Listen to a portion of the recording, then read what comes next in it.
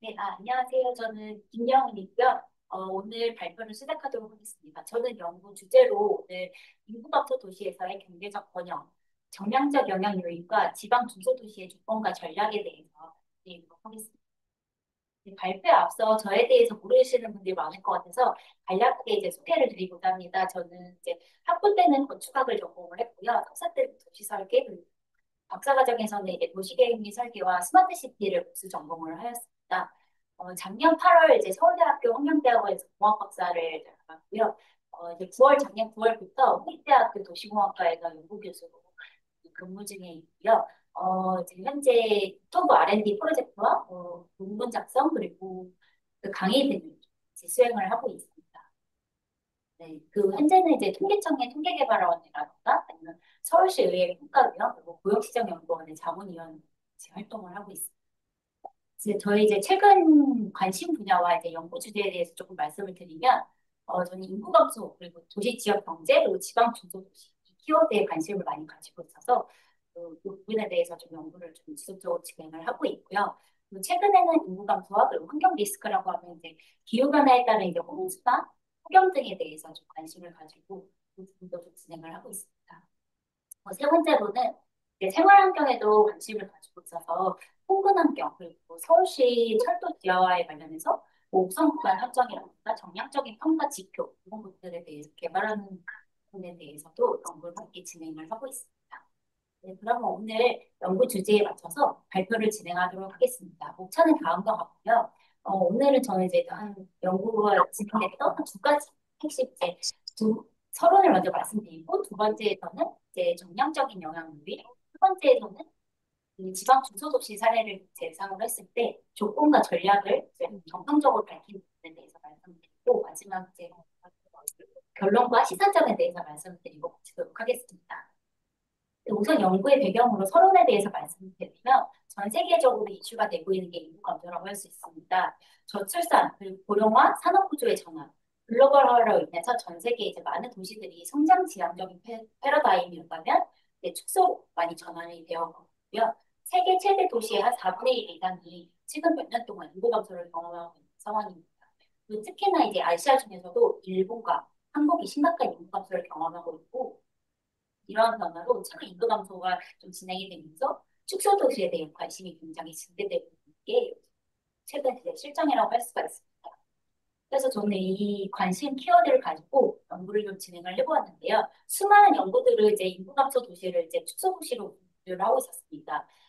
여기서 먼저 배경을 좀 설명을 드려야 될 것 같은데, 축소 도시라고 하면은 사실 그 정의를 할 때 인구와 경제적 쇠퇴가 되는 도시를 군지 축소라고 정의를 하고 있는데요. 그러나 이제 도시 진단을 할 때는 인구 감소 지표만을 가지고 진단을 하고 있기 때문에 그 개념과 지표 간의 괴리가 여전히 논란이 되고 있습니다.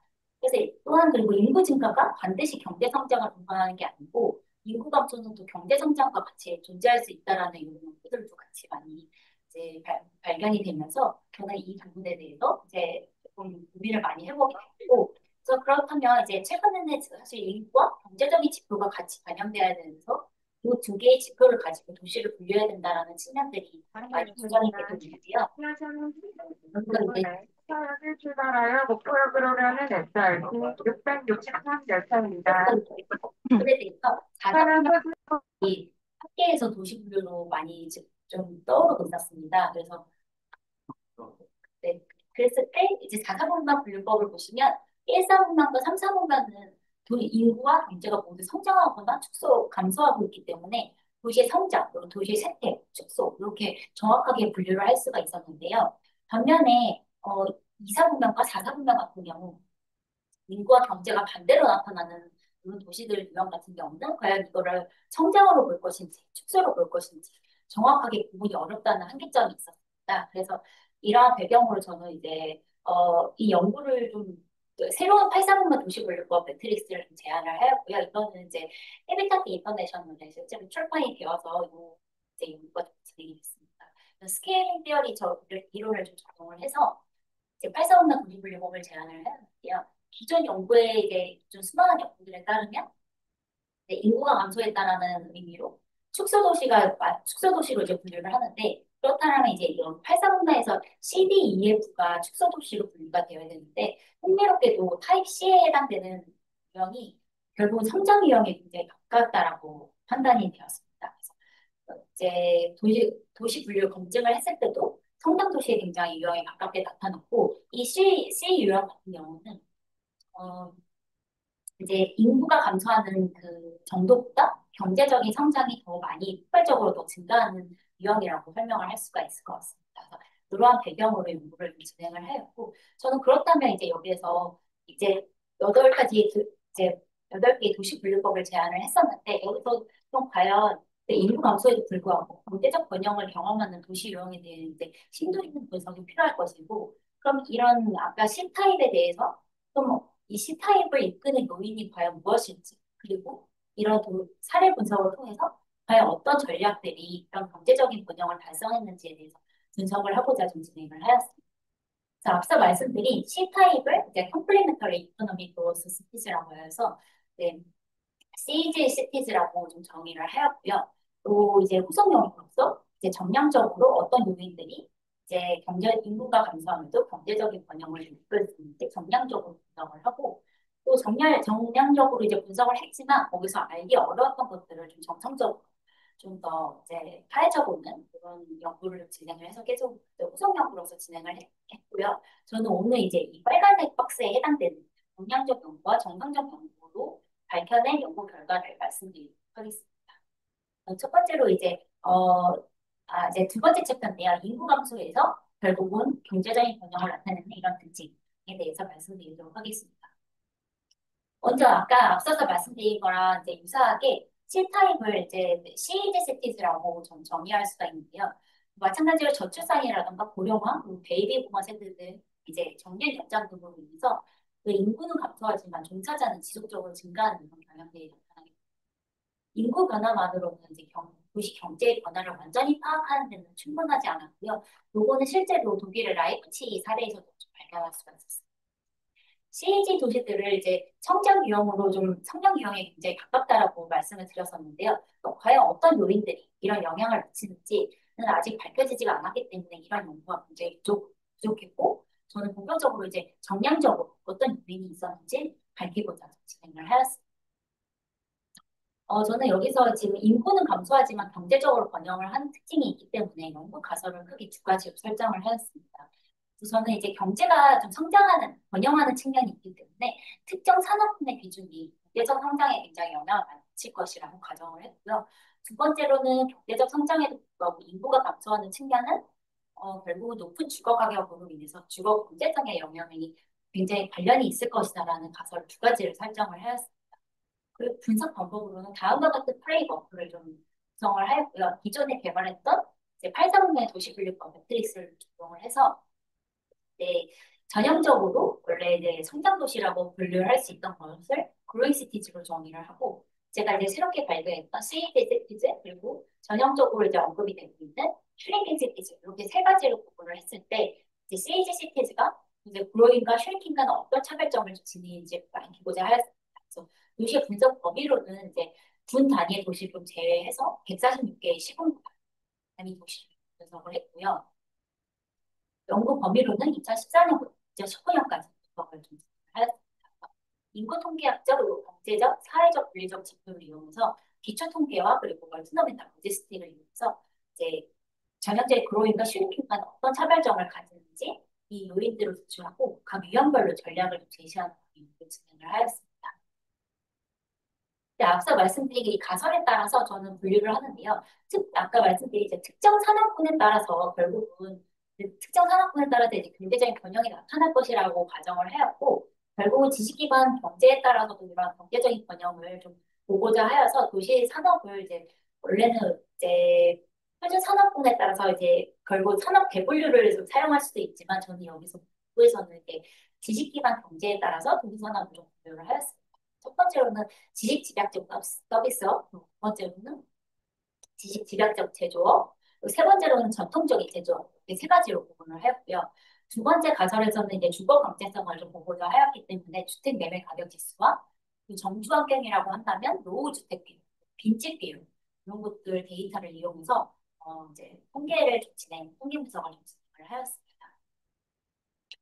기초 통계와 이제 멀티노미널 로지스틱 분석 결과를 좀 말씀을 드리면 첫 번째 가설에서 이제 언급을 했던 특정 산업의 비중이 경제 성장에 미치는 영향을 좀 말씀을 드리도록 하겠습니다. 이 CAG 도시 같은 경우는 고부가치 산업인 지식 기반 서비스업의 산업의 비중과 변화율이 굉장히 높음을 보였습니다. 심지어 이제 전형적인 성장 유형보다는 이제 더 높은 특징을 보였고요. 그리고 이제 저는 이제 이런 기업 특징도 좀 보고 싶었기 때문에 네, 1000대 기업과 100대 기업을 또 지식 기반 서비스나 뭐 제조업, 전통 제조업 이런 거를 나눠서 봤을 때도 CG 도시는 결국은 경쟁력 있고 선도적인 기업과 그리고 고학력 인재가 굉장히 집중된다는 특징을 도출할 수가 있었습니다. 두 번째로는 주거 경제성 측면에서 인구 감소를 보았는데요. 출생률과 고령화율은 인구 감소 정도에 따라서 도시 유형별로 차이를 보였습니다. CAG 도시들은 정주 환경의 악화보다는 높은 주택 가격에 굉장히 큰 영향을 받고 있다는 것을 추측할 수가 있었고요. 그리고 마찬가지로 CAG 도시는 이제 문화, 관광 등이 굉장히 많이 밀집한 도시로서 축소 도시와는 확연한 차이를 보이는 것으로 알 수 있었습니다. 멀티노미널 로지스틱을 좀 실현을 해서 분석을 해보았을 때, 이제 CAG 도시 특성을 좀 정리해서 설명을 드리면, 도시 실태로 인한 인구 감소보다는 주택 공급이 부족하고 높은 주택 가격 요인으로 이제 인구가 유출되는 이런 특징을 도출할 수가 있습니다. 그리고 고부가치 산업이 지식기반 서비스업의 종사자 비중이 굉장히 높다라는 측면이 있었고요. 이것은 이제 결국은 주거지 선택에 있어서 지식기반 제조업에 대해서 그 지식 기반 제조업에 비해 상대적으로 자유로움에 해당된다고 볼 수가 있고요. 도시에서 이제 거주지 정착을 하지 않아도 그 도시에서 생산 활동을 하고 여가 활동을 하는 형태의 패턴으로 분석이 되었습니다. CAG 도시의 특성은 결국 이런 산업군이나 주거 특성을 봤을 때 유동성이 굉장히 높을 수 있다. 그럼 우리가 굉장히 중요한 직주력부터 이제 락에 해당되는 여가, 문화, 네트워킹 등의 전략을 통해서 삶의 질을 유지하는 것이 굉장히 중요하다는 것을 도출할 수가 있습니다. 통계 분석을 하면서 그럼 과연 이게 결국 저는 수도권과 비수도권을 다 포함한 146개 도시를 분석을 하였는데요. 이게 실제로 CAG 도시가 수도권 비중이 조금 더 높았습니다. 그렇기 때문에 수도권과 비수도권의 이런 상호작용을 좀 더 분석을 해볼 필요가 있어서 주요 변수인 그 지식 기반 서비스 그리고 주택 가격에 관련한 그런 주거 경제성 측면에서 좀 다시 살펴보았습니다. 그랬을 때 지식 집약적 서비스업의 산업 비중을 보게 되면 수도권에서는 이제 KIS 산업의 유치가 인구의 유입으로 이어질 수가 있지만 비수도권에서는 이제 KIS 산업 유치만으로 그 유입을 기대하기 어려울 수 있다라는 결론을 도출할 수가 있었고 네, 주택 가격 측면에서는 수도권, 비수도권 모두 주택 매매 가격의 증가율이 낮을수록 그로이세티지가 될 확률이 높고 주택 가격의 증가율이 높을수록 CAG 도시가 될 확률이 높다라는 증명이 나타났습니다. 네, 이런 결과를 좀 정리를 해보면 CAG 도시가 높은 주택 가격으로 인해서 인구 유출을 좀 경험하고 있다는 것을 시사할 수가 있었습니다.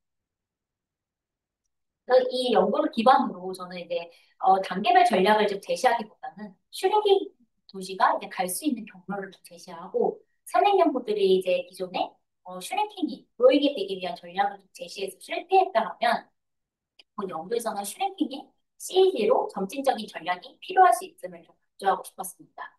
CAG가 도형이 되기 위해서는 장기적인 경제 번영을 보장하기 위해서 균형적인 산업을 관리하고 유치하는 정책이 필요하다라고 볼 수가 있고요.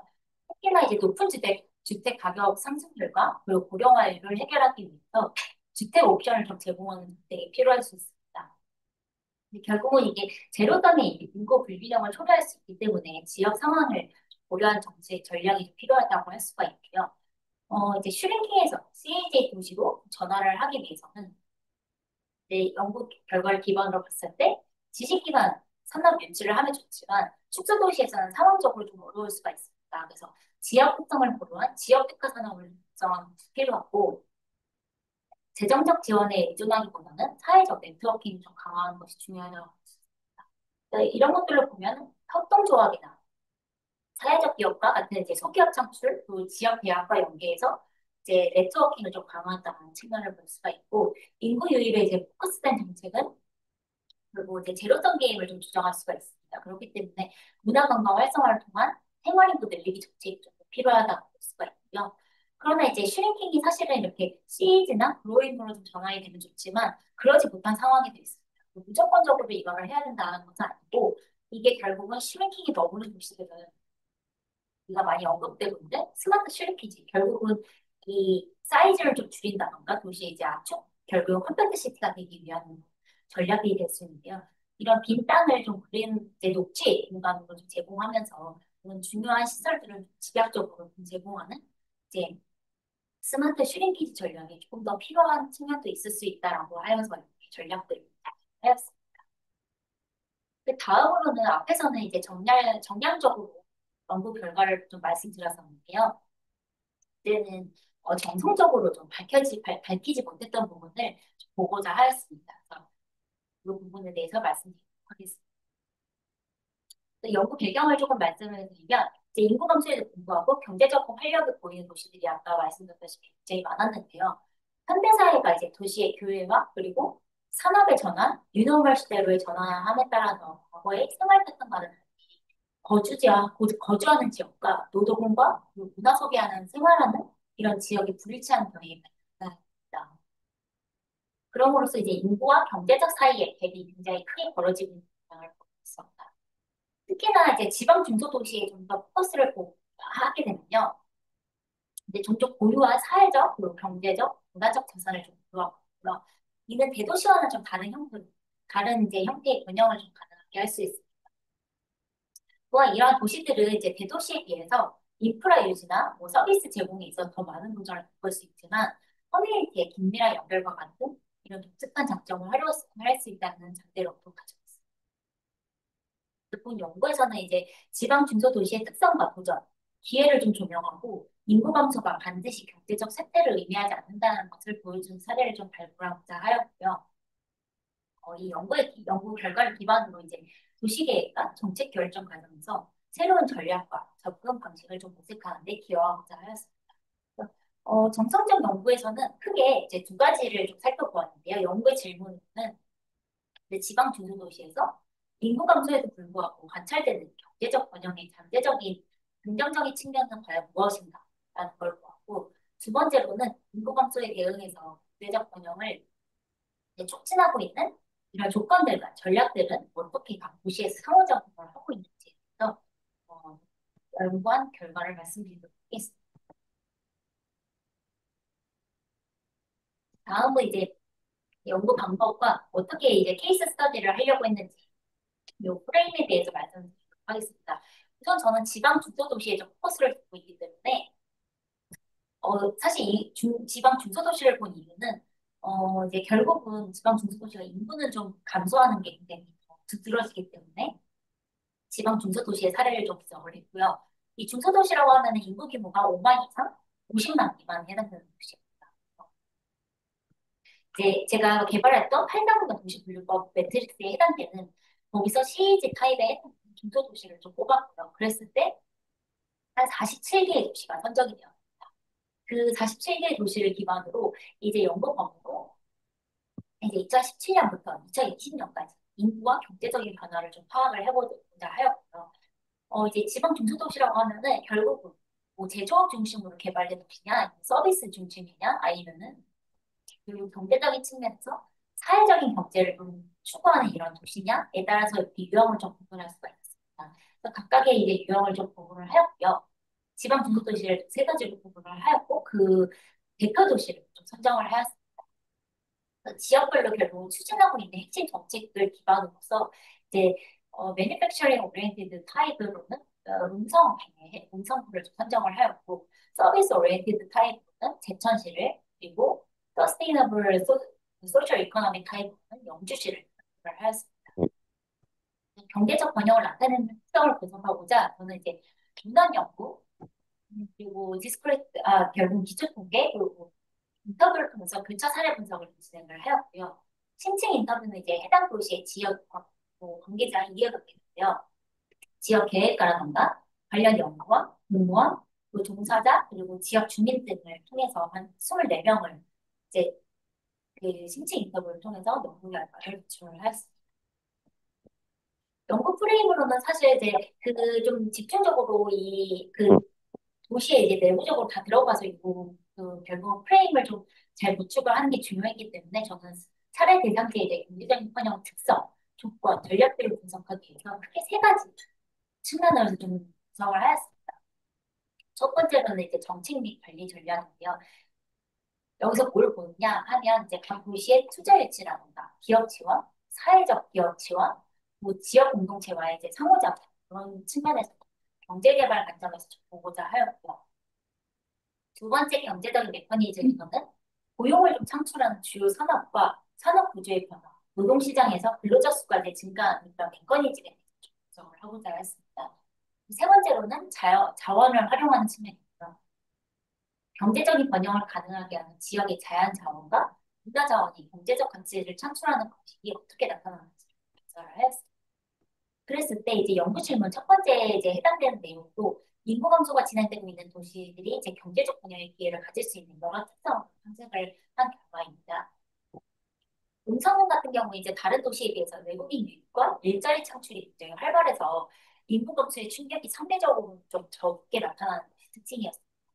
실제로 이제 그 정주 환경 때문에 인구가 유출되는 특징이 나타난다고 볼 수 있었는데, 진천시와 이제 음성이 같이 혁신도시로 조성이 되면서 이제 음성군은 산업용지의 선택을 좀 하면서 결국 진천시의 이제 인구를 많이 빼앗기는 그런 특징이 나타났다고도 이제 알 수가 있었습니다.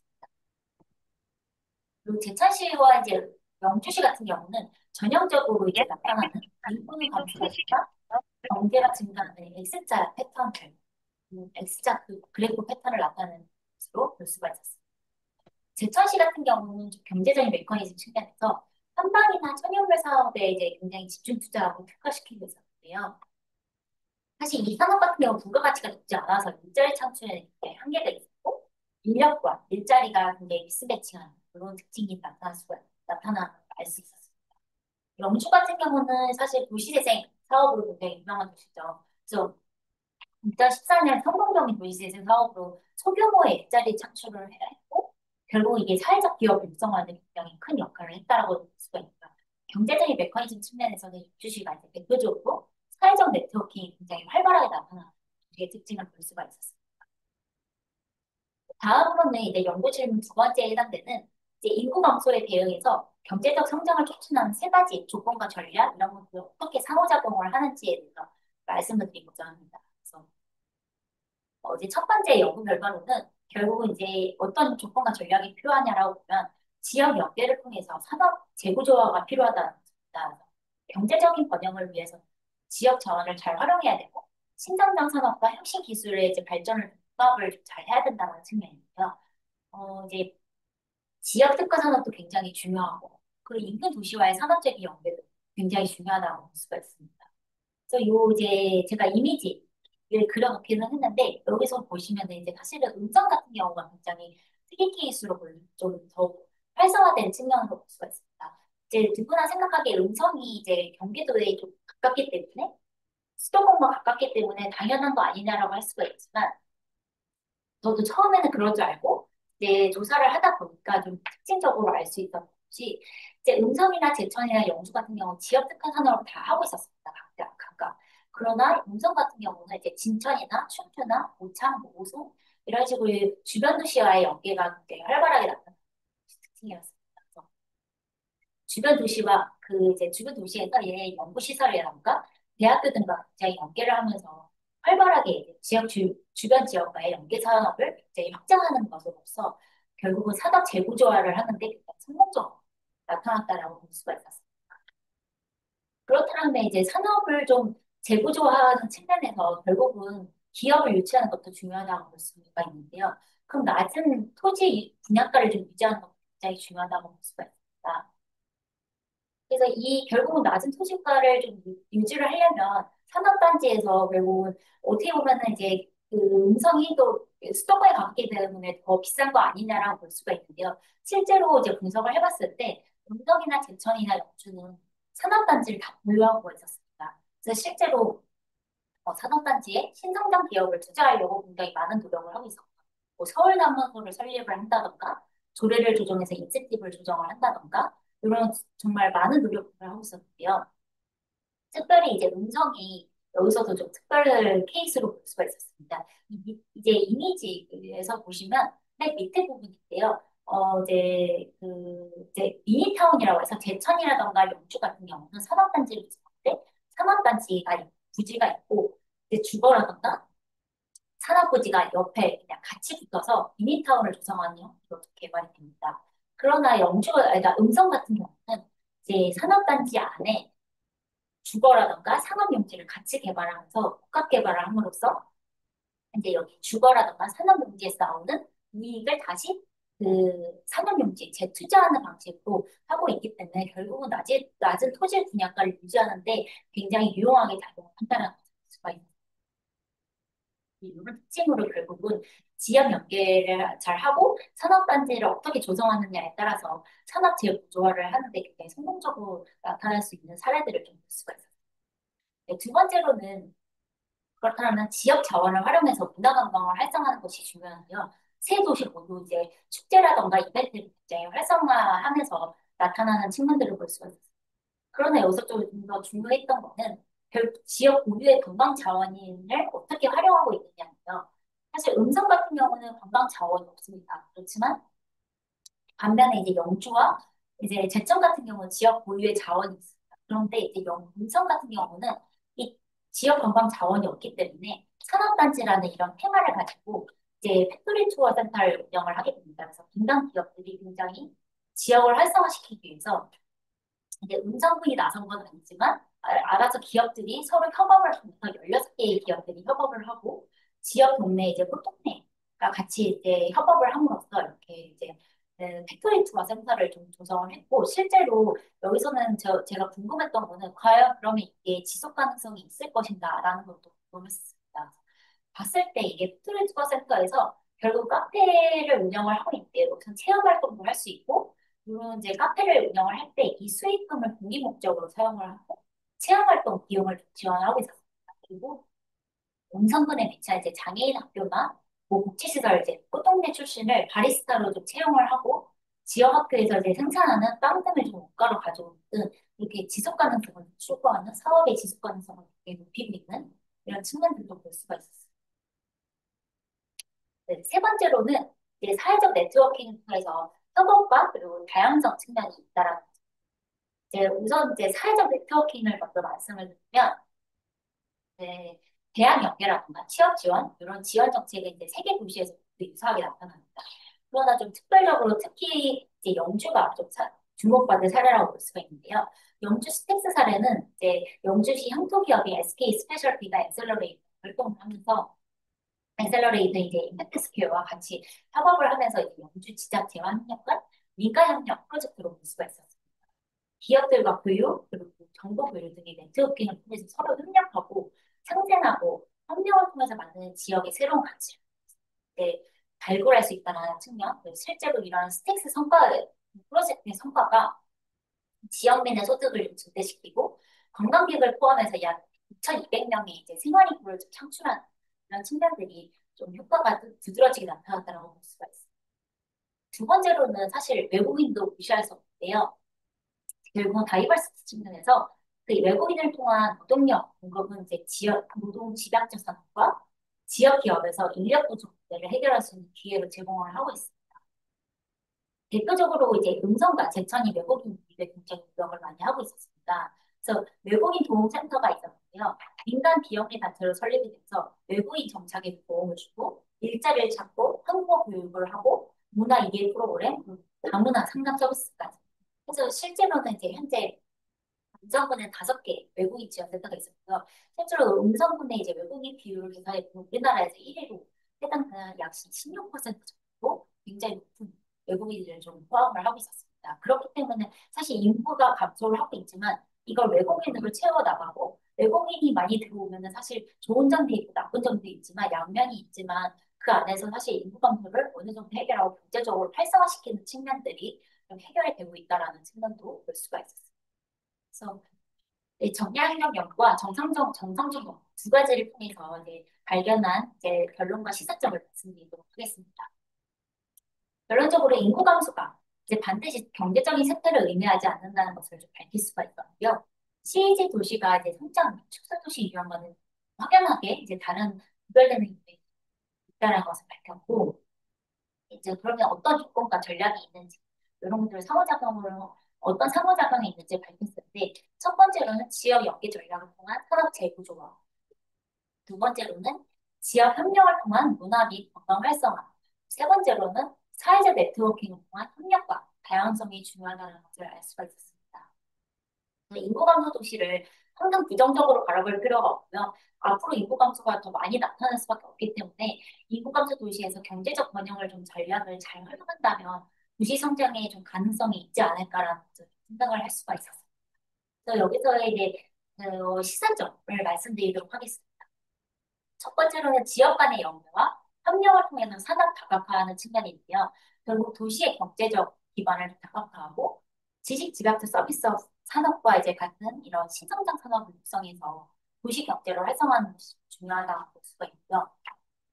특히 이건 인구 감소 도시에서 고부가 산업을 전환을 통해서 경제적 활력 이 제고가 이제 필수적이라고 할 수가 있습니다.